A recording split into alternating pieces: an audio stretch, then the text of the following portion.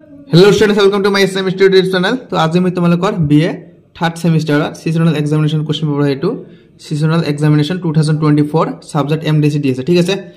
तुम्हारे इते सब्जेक्ट है land and people of Assam. এইটো তোমালোকৰ যেটো কোশ্চেন পেপাৰ হয়, এইটো ক্লাস টেস্টৰ কোশ্চেন পেপাৰ হয় গ্ৰুপ এৰ কাৰণে, আৰু তোমালোকৰ কুইজৰ কাৰণে এটা কোশ্চেন আছে। এইটো তোমালোকৰ ক্লাস টেস্ট, আৰু এইটো আছে তোমালোকৰ কুইজৰ কাৰণে। আমি তোমালোকক কুইজৰ যেটো কোশ্চেন আছে এইটো দেখুৱাই দিছো, ঠিক আছে। এইটো তোমালোকৰ seasonal examination 2024 BA third semester subject MDC D আছে land and people of Assam group B quiz কম্পিটিশনৰ কাৰণে, ঠিক আছে। তো মই তোমালোকক প্ৰথমে কুইজ কম্পিটিশনৰখিনি আলোচনা কৰি দিম, ইয়াৰ পিছত তোমালোকক ক্লাস টেষ্টখিনি আলোচনা কৰি দিম, ঠিক আছে। তো তোমালোকে যদি এতিয়ালৈকে চেনেলটো সাবস্ক্ৰাইব কৰা নাই তেনেহলে সাবস্ক্ৰাইব কৰি দিয়া আৰু ভিডিওটো এটি লাইক কৰি দিবা, ঠিক আছে। তো তোমালোকক ইয়াতে প্ৰথম কোশ্চেন কি কৈছে, তোমালোকৰ গ্ৰুপ বি কুইজ হয়, তাত তোমালোকৰ 7 মাৰ্ক আহিব, টাইম হ'ব তোমালোকৰ 15 মিনিটস, ঠিক আছে। আৰু তোমালোকৰ ক্লাস টেষ্টত 8 আৰু তোমালোকৰ কুইজত হৈছে 7, তোমালোকৰ টোটাল হৈছে 15 মাৰ্কস, ঠিক আছে। কুইজৰ কাৰণে 7 আৰু ক্লাস টেষ্টৰ কাৰণে 8, টাইম একে থাকিব। তোমালোকক মই প্ৰথমে কুইজৰ কোশ্চেন পেপাৰখন সলিউশন কৰি দিম, ঠিক আছে। তোমালোকক এটা প্ৰথম কোশ্চেন কি কৈছে, এইটো which of the following is the state tree of Assam. এই চাৰিটা গছৰ নাম দি আছে, কোনটো আমাৰ অসমৰ গছ হয়, স্টেট ট্ৰি, ৰাজ্যিক গছ কোনটো আমাৰ ইয়াতে। প্ৰথমতে আমাক টিক দি আছে, বি নম্বৰ হলং, সি নম্বৰ শাল, ডি নম্বৰ সাম। তো ইয়াতে আমাৰ শুদ্ধ উত্তৰ হৈছে অপশন নম্বৰ বি হলং, ঠিক আছে। এইটো আমাৰ শুদ্ধ উত্তৰ, ঠিক আছে। ইয়াৰ পিছত আমাক 2 নম্বৰ কোশ্চেন দিছে ইয়াত যে tropical wet evergreen forest in Assam are primarily found in which of following districts, ঠিক আছে। ইয়াতে তোমালোক 4টা অপশন দি আছে। অপশন নম্বৰ এ দিছে Kamrup, Nalbari, Darrang. Option number B দিছে Dibrugarh, Tinsukia, Sivasagar. Option number C দিছে তোমালোকক নগাঁও, মৰিগাঁও, যোৰহাট। আৰু অপশন নম্বৰ ডি দিছে তোমালোকৰ নৰ্থ কাছাৰ হিলছ, কাৰ্বি আংলং, ঠিক আছে। তো ইয়াতে আমাৰ শুদ্ধ উত্তৰ হৈছে option number B Dibrugarh, Tinsukia আৰু শিৱসাগৰ, এইটো আমাৰ শুদ্ধ উত্তৰ, ঠিক আছে। তাৰপিছত আমাক কোশ্চেন নম্বৰ 3 দিছে ইয়াতে which type of forest is characterized by trees that shed their leaves during the dry season, ঠিক আছে। আমাক অপশন নম্বৰ এ দি আছে tropical wet evergreen forest. Option number B দি আছে tropical semi evergreen forest. Option number C দি আছে tropical moist deciduous forest. আৰু অপশন নম্বৰ ডি দি আছে সাব ট্ৰপিক্যাল বট লিফড হিল ফৰেস্ট, ঠিক আছে। ইয়াতে আমাৰ শুদ্ধ উত্তৰ হৈছে অপশন নম্বৰ সি এইটো।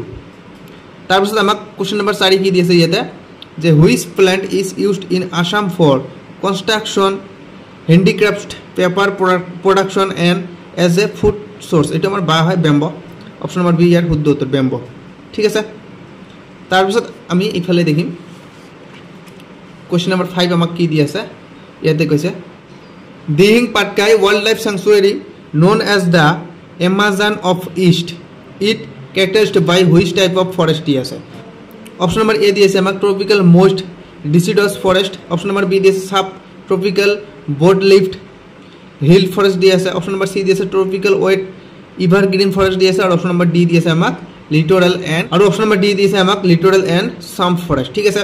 তো ইয়াতে আমাৰ শুদ্ধ উত্তৰ হৈছে অপশন নম্বৰ সি ট্ৰপিক্যাল ওয়েট এভাৰগ্ৰিন ফৰেস্ট, এইটো আমাৰ শুদ্ধ উত্তৰ, ঠিক আছে। তাৰপিছত আমাক কোশ্চেন নম্বৰ 6 দি আছে which of the following national parks in Assam is a UNESCO world heritage site. Most important question. Option number A দি আছে Kaziranga national parks. Option number B দি আছে মানাস ন্যাশনাল পাৰ্কস। আৰু অপশন নম্বৰ সি দি আছে ডিব্ৰু-চৈখোৱা ন্যাশনাল পাৰ্কস। আৰু অপশন নম্বৰ ডি দি আছে নামেৰি ন্যাশনাল পাৰ্কস, ঠিক আছে। তো ইয়াতে আমাৰ শুদ্ধ উত্তৰ হৈছে অপশন নম্বৰ এ কাজিৰঙা ন্যাশনাল পাৰ্কস, ঠিক আছে। এইটো আমাৰ শুদ্ধ উত্তৰ।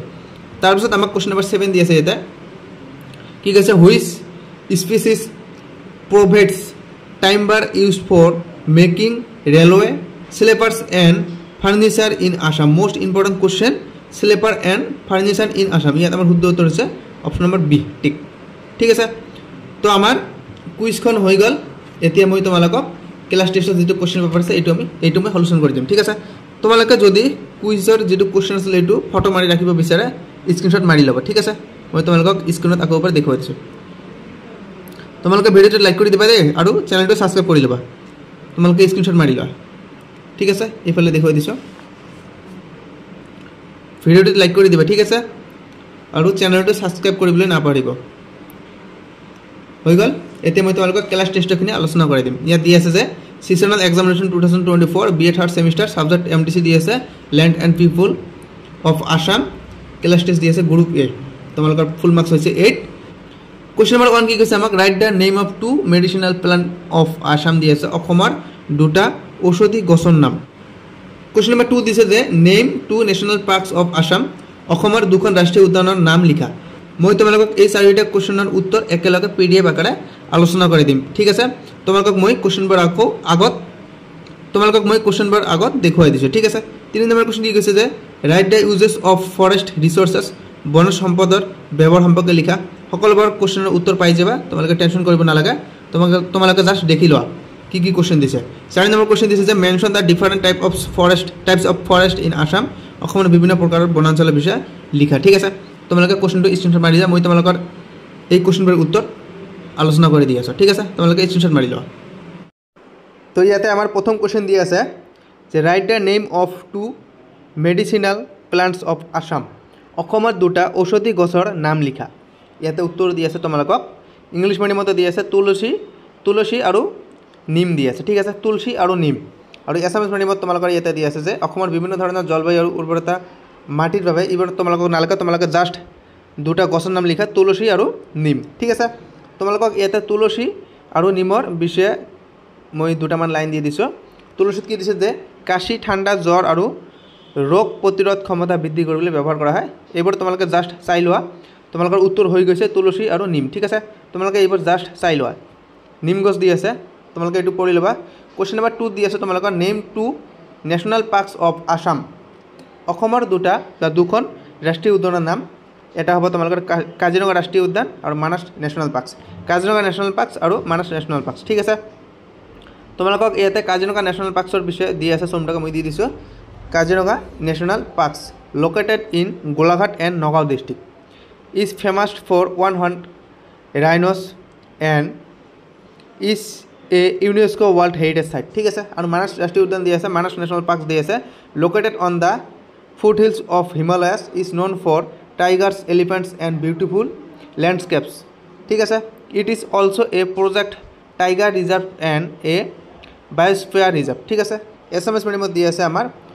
দুখন ৰাষ্ট্ৰীয় উদ্যানৰ নাম ইয়াতে দি আছে আমাৰ কাজিৰঙা ৰাষ্ট্ৰীয় উদ্যান আৰু মানাস ৰাষ্ট্ৰীয় উদ্যান ঠিক আছে কাজিৰঙা ৰাষ্ট্ৰীয় উদ্যানৰ বিষয়ে ইয়াত তোমালোকক দি আছে কাজিৰঙা ৰাষ্ট্ৰীয় উদ্যান গোলাঘাট আৰু নগাঁও জিলাত অৱস্থিত একশৃংগ গণ্ডাৰৰ বাবে বা এশিঙীয়া গড়ৰ বাবে বিখ্যাত আৰু ইউনেস্কোৰ বিশ্ব ঐতিহ্য স্থান ঠিক আছে তাৰপিছত তোমালোকক মানাস ৰাষ্ট্ৰীয় উদ্যান দি আছে যে হিমালয়ৰ পাদদেশত অৱস্থিত বাঘ হাতী আৰু মনোৰম প্ৰকৃতিৰ দৃশ্যৰ বাবে জনাজাত ই এখন প্ৰজেক্ট টাইগাৰ ৰিজাৰ্ভ আৰু বায়োস্ফিয়াৰ ৰিজাৰ্ভ হিচাপে পৰিচিত ঠিক আছে তাৰপিছত আমাক কোশ্চেন নম্বৰ 3 দি আছে ইয়াতে right the uses of forest resources বন সম্পদৰ ব্যৱহাৰৰ সম্পৰ্কে লিখা ইংলিশ মিডিয়ামত দি আছে প্ৰথমতে যে forest resources are very useful for human beings and the environment they provide timber plywood fruits medicinal plants and raw materials ঠিক আছে and raw materials for industries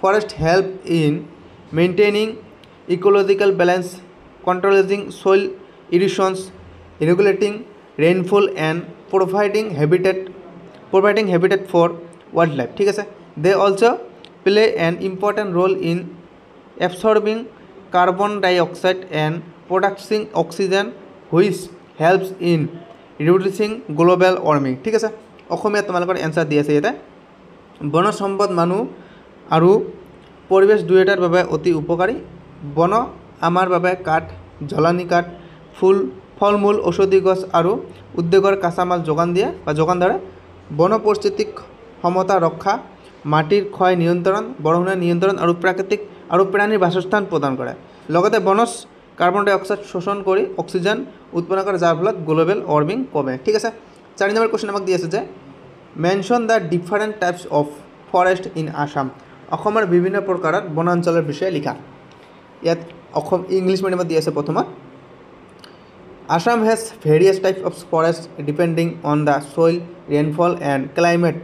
The main types of forest found in Assam is tropical evergreen forest founded in areas with heavy rainfall like Upper Assam. Example is forest of Tinsukia and Dibrugarh.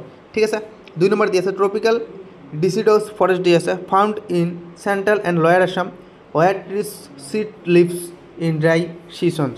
3 নম্বর দিয়ে আছে গ্রেসল্যান্ড forest দিয়ে আছে found mainly in Kaziranga and Manas areas dominated by tall grasses. ঠিক আছে 4 নম্বর দিয়ে আছে তোমালোকক river in দিয়ে আছে রিভার ইন ফরেস্ট দিয়ে আছে found along the bank of Brahmaputra and its tributaries. Thus forest provide rich biodiversity and support both humans and wildlife. ঠিক আছে অসমীয়া মিডিয়ামত তোমালোকক দি আছে ইয়াতে তোমালোকে ভিডিঅ'টো লাইক কৰি দিবা ঠিক আছে আৰু চেনেলটো ছাবস্ক্ৰাইব কৰি দিবা অনুগ্ৰহ কৰি কৈছোঁ চেনেলটো তোমালোকে ছাবস্ক্ৰাইব কৰি দিবা অসমীয়া মিডিয়ামত দি আছে যে অসমত মাটিৰ ধৰণ বৰষুণ আৰু জলবায়ু অনুসৰি বিভিন্ন ধৰণৰ বন দেখা যায় মুখ্যকৈ অসমত দেখা যায় যোৱা বনবোৰ তলত যিবোৰ দি আছে এইবোৰ দেখা যায় অসমত প্ৰথমত দি আছে তোমালোকক উষ্ণমণ্ডলীয় শতাপন্নী বন বৰষুণ অধিক হোৱা অঞ্চলত যেনে ওপৰ অসমত এইটো হ'ব তোমালোকৰ উজনি অসম ঠিক আছে যেনে উজনি অসম উদাহৰণ দি আছে তিনিচুকীয়া আৰু ডিব্ৰুগড় বন 2 নম্বৰ দি আছে উষ্ণমণ্ডলীয় পাতৰ বন মধ্য আৰু নামনি অসমত পোৱা যায় য'ত গছবোৰ শুকান সময়ত পাত তিয়ায় 3 নম্বৰ দি আছে খাহলীয়া বন কাজিৰঙা আৰু মানাস অঞ্চলত দেখা যায় য'ত ডাঙৰ ঘাঁহেৰে বন গঠিত 4 নম্বৰ দি আছে তোমালোকক নদীপাৰ বন ব্ৰহ্মপুত্ৰ আৰু ইয়াৰ উপনদীৰ পাৰত পোৱা যায় এই বনসমূহে জীৱ বৈচিত্ৰ্য ৰক্ষা আৰু মানুহৰ জীৱন ধাৰণাত গুৰুত্বপূৰ্ণ ভূমিকা পালন কৰে ঠিক আছে তো ভিডিঅ' আমাৰ আজি এইখিনিয়ে যদি ভিডিঅ'টো ভাল লাগে তোমালোকে চেনেলটো ছাবস্ক্ৰাইব কৰিব আৰু কমেণ্ট কৰিবলৈ নাপাহৰিবা আৰু ভিডিঅ'টো লাইক কৰি দিব ঠিক আছে বাই বাই টেক কেয়াৰ